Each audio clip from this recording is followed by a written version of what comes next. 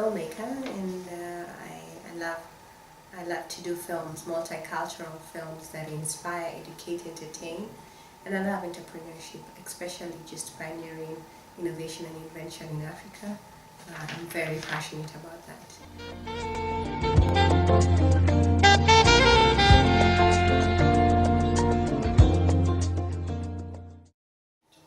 As an entrepreneur, my entrepreneurial spirit came from filmmaking, which is basically what everyone knows me about.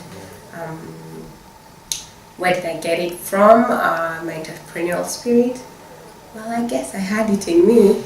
I think I do remember my early experiences of just loving innovation. I think my earliest memory was, I think I was around 11 years old, and I started this small entertainment company in my school.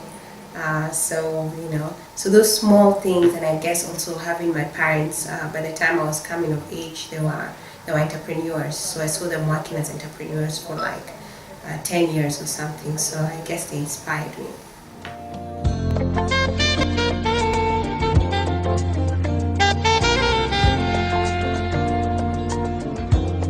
Weaknesses. I guess I had many. But still, I'm being perfected. I think one of the things I learned is coming from a generation where we had microwave, I felt like success needs to be quick thing. Like I'm going to become an instant success. But what I've learned in my 10-year journey is success is a journey. And how not to fear failure, because I hated failing. And so when something didn't quite work out the way I wanted, my tendency is to just kind of not do it. But I've learned how to persist through it. So, yeah. Well, also learning to work with teams in different personalities.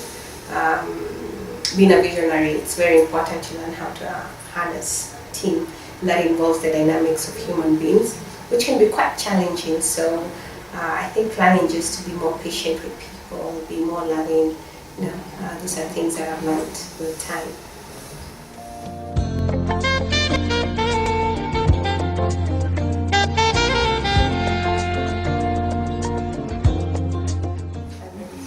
Well, everything is a challenge. I find that question quite interesting because even right now there's a challenge I'm facing. So it's just like it's like a challenge is a door. So learning to see trouble as opportunities. But what are some of the challenges I saw? I never thought time was a time. I never thought it takes this long to do a project, 4 years, and you're still working on one project, That was quite a challenge, learning to discipline myself to focus and continue troubleshooting something till it works. Learning how to raise money and learning how to do business. Those are all I didn't think everything was going to be expected of me, so I thought I was going to partner with another company, but I had to form my company. So, learning those business skills, administration to budgets to investments to to people's skills. It was like my whole character was just being stretched and stretched and stretched.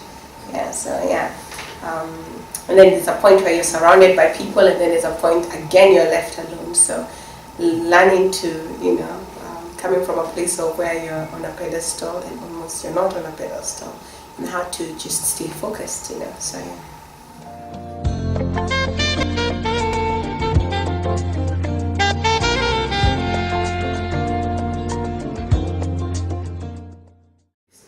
I think the first one I had was you need to have money to do a great idea. And that was the hardest thing, because I think it had been drummed on us since we're kids. You don't have the money, don't even try it. But I learned that money follows great ideas.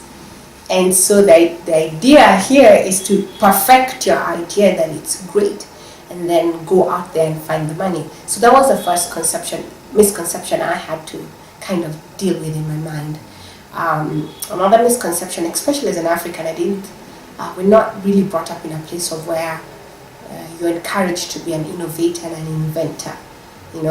we have kind of been conditioned that that comes from the West and not from us.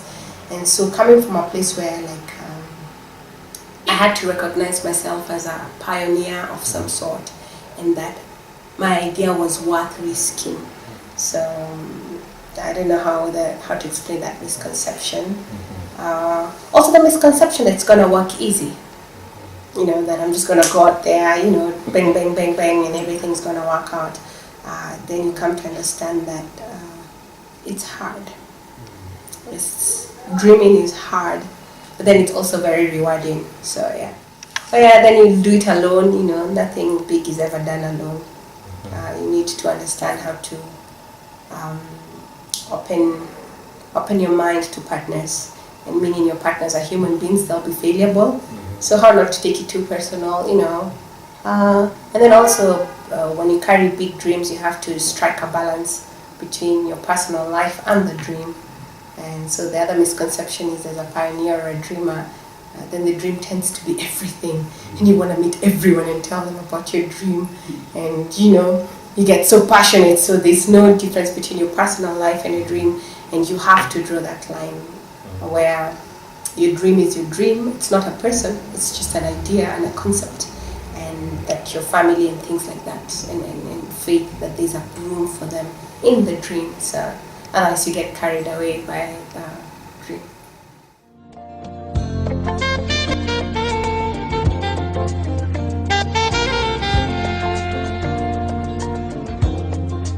I don't think I've perfected it.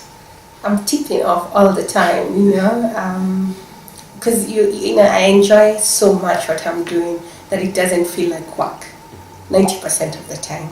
So I wake up to eat, I sleep to eat, so it's very interesting, but one of the things I've learned is to intentionally decide I run from this time to this time, and at a certain time I'm gonna close the office. Whether there's still things you will never finish. And I think when you mentioned a misconception, if I go back to that, I used to think you will rest when you have the answers. Then I came to discover that you sometimes just have to rest because your body needs to rest, not because you have finished everything.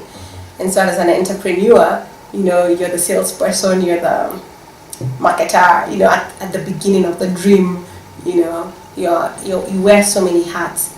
And I learned how sometimes just to stop even when things are unclear and get some rest because my body requires that, or spend some family time because that's important too. So I think my faith helps me to balance a lot, because there are things I can do and then there are things God can do. So it's kind of cool to just know, well, God, you can do that, I'm going to sleep. So yeah, that really helps me put balance a lot into many things.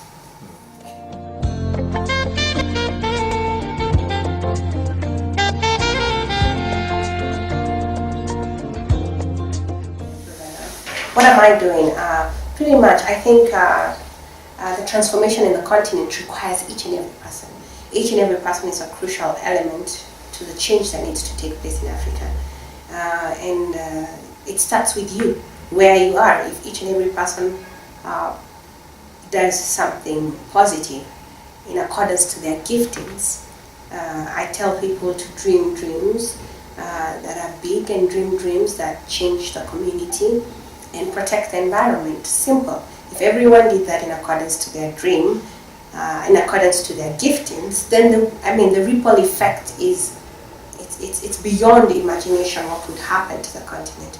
What I'm saying is, for example, if you're placed in the area of policy making, make policies that will transform the community. If you're a security guard and you do what you need to do and do it very well, it changes everything. If you're in catering business and do good catering business, it changes everything. If you're a farmer and you plant your organic food or whatever, it changes. So everyone, it's not a leader's thing, it's not a you thing, like someone else has to do it, it's a everyone thing. So what I am doing in accordance to my gifting, one of the things I'm very passionate about is about branding Africa from a positive side. So I tell different stories about Africa, because Africa in general has been known as a continent of war, poverty, and famine, and those are the images that are constantly projected about Africa to the Africans and to the West. And I think it's a fallacy, you know.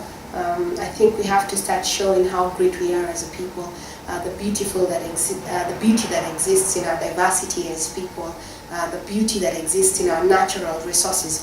Because if we tell, I think film and media is like a mirror, and if people can look into the mirror and begin to see how great they are, then that spirit actually is transmitted, or it is embodied better, you know. And so I think we need to just start telling stories of the greatness that exists in Africa, and that I do. And because of that, then I also am involved in a lot of, I love entrepreneurship, I love investing in innovation and invention. And so we do coaching, personal coaching, people into their vision and dreams, calling to certain forums, youth forums, to speak with them about daring their dreams and everything. So I do that passionately.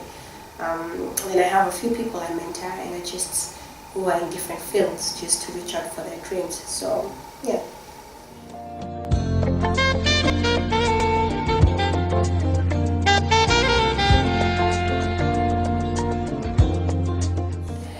I don't think this is like my biggest achievement. Because you get just the other vision. Well, my biggest achievement was, you know, the fascinating thing about Leo, it was an idea in my mind.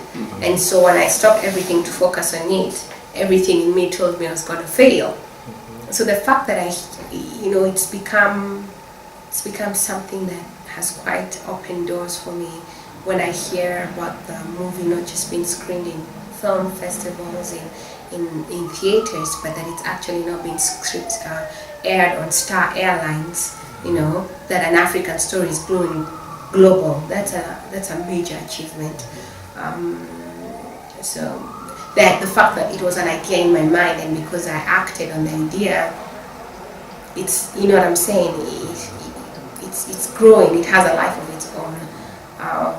More projects, of course. We're on to the second movie. There are more entrepreneurial inventions and innovations that we are pioneering.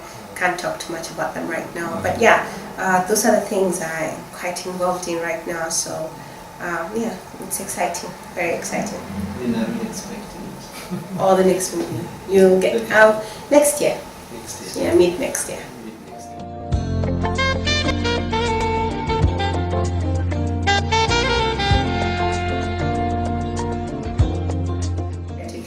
Well, one of the philosophies, or one of the things the taglines for Leo the movie is dream, and you have to dare your dream.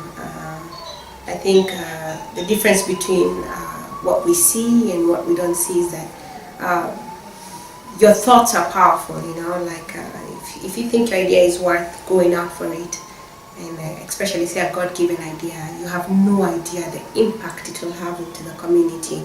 1,000 years from now, people might still be changed by your innovation. God is no respecter of persons, so there is no one who cannot do something. I come from I come from a modest family, so there's nothing very magical about what I am. But just because I dared, then things have happened. So I think you need to dream big dreams. Africans must begin dreaming dreams beyond themselves.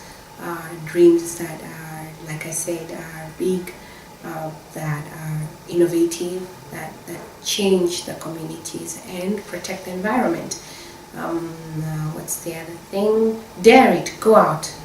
Dare the dream, go out, try it and try it and try it again. It fails, go back, re-strategize and try it again. In fact, one of my favorite quotes is, how long should you try? And the answer is until. You must have that spirit that until it happens, you're not going to give up. And I think when I set that in my mind, I said until it happens, I'm not going to give up. If it meant me dying while trying it, and it actually happened, you know.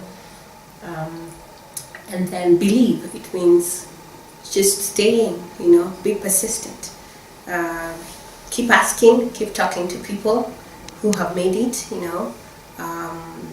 believe it, even when no one else believes it. And then finally the people will start believing in it, I think the first 2 years of Leo, I didn't have too many people believing in what it was because it was a concept on paper. But they either thought this lady is crazy or she has something. And after a while they thought, well, she has something. So staying, believe in the dream and it'll come to pass.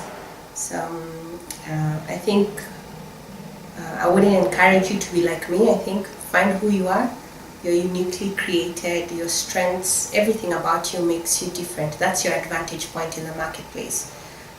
Use it. Use your story to change the world. Yeah, that's it. It matters how you get there. I remember in the beginning of my journey, there were so many opportunities for me to compromise on certain values, systems that I had, and I think that one of the things that sobers me is that one day I'll give an account of everything I've done, and it doesn't mean you won't make mistakes, but you have to know in your heart that you've done everything that you can with whatever you have been given to bring the dream to pass. Embrace integrity. Try, guard it at all costs, because your story must be an inspiration to someone else, and then of course there's the whole idea you'll stand before God and give an account of how you lived your life. So it's not just about getting the big car, the big house, the fame, and the, and everything else that comes with it. It must be bigger than that. That your life has been changed, that your character has grown. I think that's the amazing thing of a God-given dream. That not only do you change lives, but you're changed while doing the dream. So it's quite exciting. It makes you wake up and think, wow, what a beautiful life. Well, most of the days.